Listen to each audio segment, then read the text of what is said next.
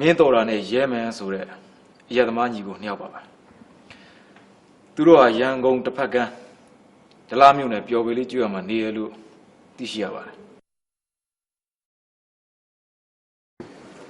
ညာရင်းချင်းခေါ်ယူစစ်ဆေးပါအခုချက်ချင်းအဖွဲခွဲပြီးတော့လွတ်ပါမတွေ့တွေ့အောင်ရှာပြီးတော့ခေါ်ခဲ့ပါ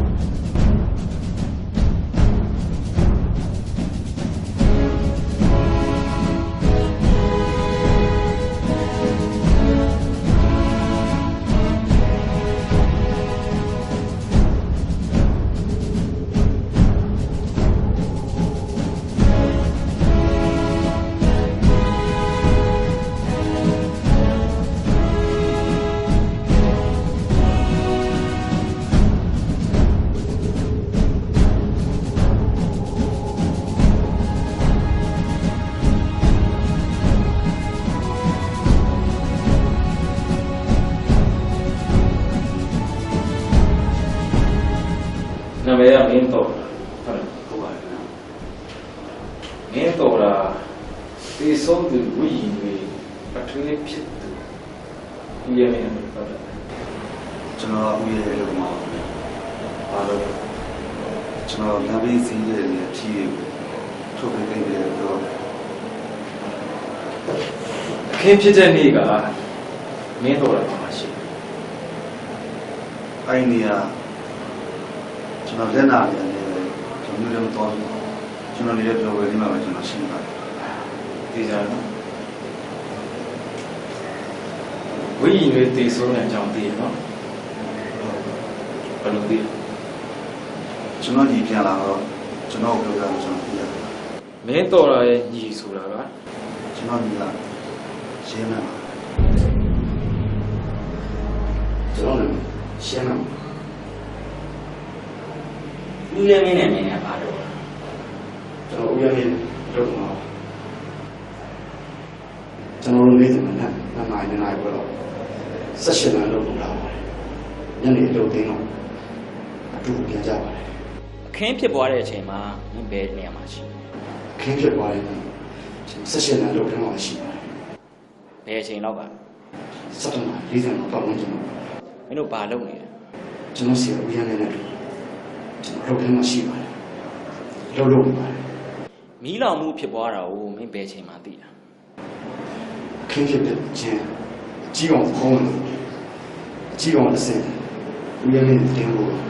ကျွန်တော်တို့သိပါတယ်တိတိကျကျွန်တော်တို့ခင်းဖြစ်ခုနကလိုက်သွားကြပါတယ်မင်းတို့ရောက်သွားတဲ့အချိန်မှာမီးကလောင်နေတော့မယ်လားဟုတ်ပါတယ်မီးလောင်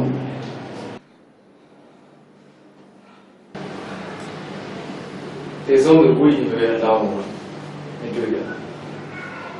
ဘူး။ဘာကြောင့်သိရဆိုတော့မသိဘူး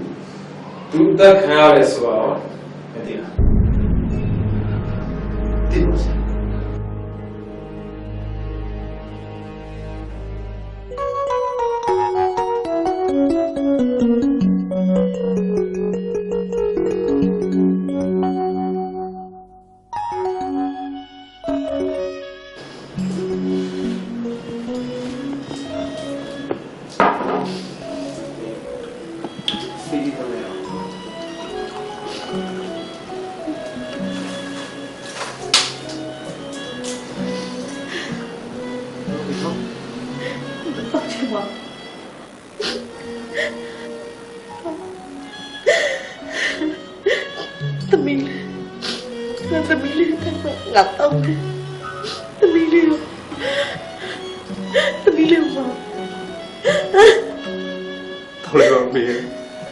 Nó đi ấy này đi mẹ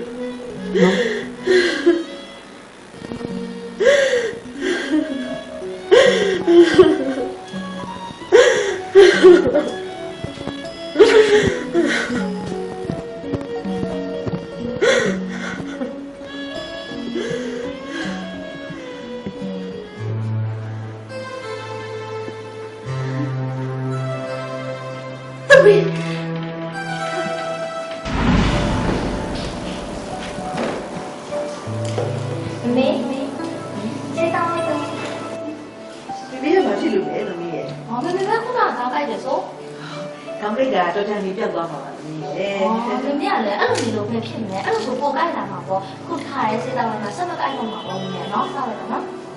တတိလေးတိုက်လို့လည်းတောက်မှာပေါ့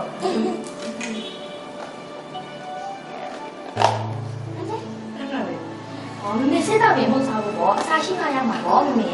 အမလေးဒိမ်မာလိုက်တဲ့ဒီချစ်ဖို့တောင်းလိုက်တာ ဟာကြည့်စမ်းညီမလေးအမေတို့ဘာလဲကြိုက်ချွဲတာဟမ် တပြောတာပြောတာဘာမှမချွဲအောင်နော်ကိုရုပ်ကိုလို့ဆိုတာလေ妹妹ဒီမကောင်းဖြစ်တာအနာကမနေသေးတာကဲပြောဘယ်ခါနဲ့ပြန်လာကြ ဘယ်ကလေးကမှဖြစ်တော့မာဆက်ကပြန်လာတာ 妹妹မကြ ဘာရှောက်ပြောလို့တကယ်ချင်းဟုတ်ဆရာကတော့ပဲညစာဆောင်မဲ့အကိုတို့ပြန်လာကြတယ်ဘယ်ကလေးမှမတော့ သိတာဦးမဆက်လာ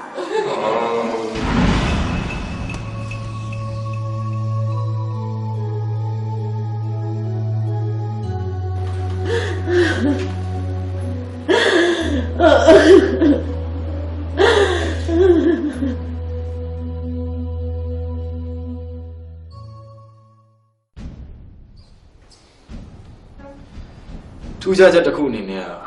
ညီညီတက်မှာဖွင့်ထားတဲ့အင်တာနက်ဆိုင်ပိုင်ရှင်တာဖာနေအောင်လေအေးဘော်လာလာဆိုပြီးထွက်ဆိုရရမီးလောင်မှုမဖြစ်ပွားခင်မှာမတင်ကားကွယ်လူတစ်ယောက်ဟာလေကားအတွင်းတော့ခတ်ပေးနေပြီအခန်းကကြီးရှောက်ခေါင်နေလို့ဆိုပါတယ်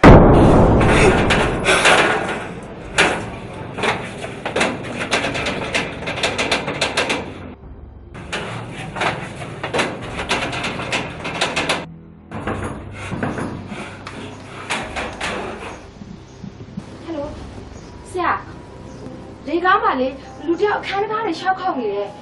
ကျမလည်းလေကြောက်လို့မဖွင့်ပေးရဘူးဆရာ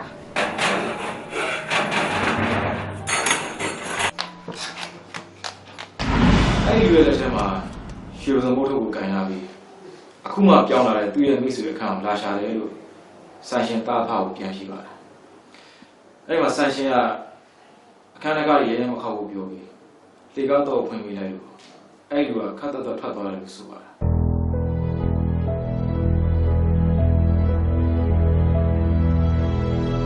အိမ်ပေါ်လာလာဆိုရထွက်ဆိုကြရအဲ့ဒီလူရဲ့လမ်းလျှောက်ပုံဟာတာမန်မဟုတ်ပဲထူးခြားတယ်လို့ဆိုပါတယ်အဲ့ဒီလူထွက်သွားပြီးမိနစ်ပိုင်းအတွင်းမှာအခန်းမီးလောင်တာသိရတယ်လို့ဆိုပါတယ်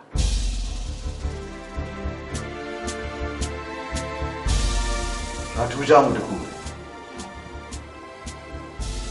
ဒီလူကရွှေပစုံမုတ်တိုင်မှာမုတ်အရင်ဝင်တာဖြစ်နေအခင်းဖြစ်တာလည်းခုနှစ်လမ်းမှာဆိုတော့10လမ်းထိပ်မှာရွှေပစုံမုတ်တိုင်ရှိတယ် ရှိပါ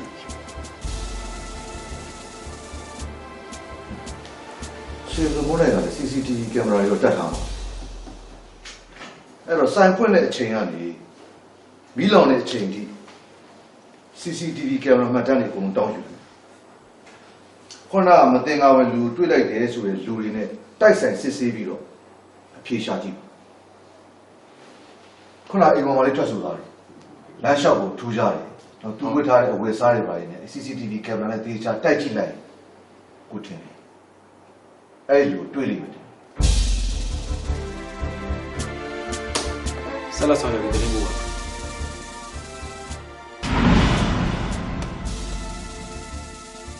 ရွှေပစုံမုံးတဲ့ရဲ့ CCTV ကင်မရာမှတ်တမ်းပုံရိပ်ကိုလည်းရရှိပြီးပါတေချာစစ်ဆေးဆောင်ရွက်နေပါတယ်တန်တရားဖြစ်ပွဲတရားခံကိုတွေးလိုက်ရတယ်ဆိုတော့အင်တာနက်ဆိုင်ပိုင်ရှင်ဦးတင်အေးဦးဖုံးမြင့်နဲ့အိမ်ပေါ်လှလှဆိုးလို့ကလည်း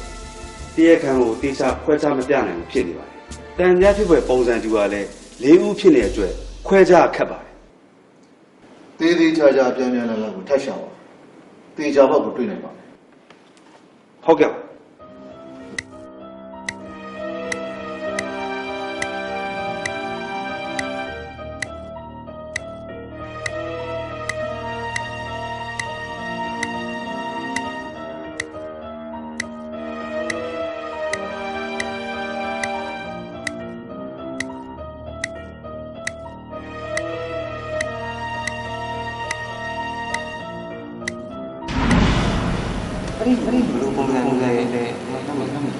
အောက်ထုတ်ဆောင်းလာတယ်အောက်ထုတ်ဆောင်းလာတယ် ဘုရားဘယ်လိုပြောလာမှာ အပြော့ ပေါ့ဒါပေမဲ့ပုံစံကလေအဝိုင်းပုံစံလေးကိုအပြော့လေး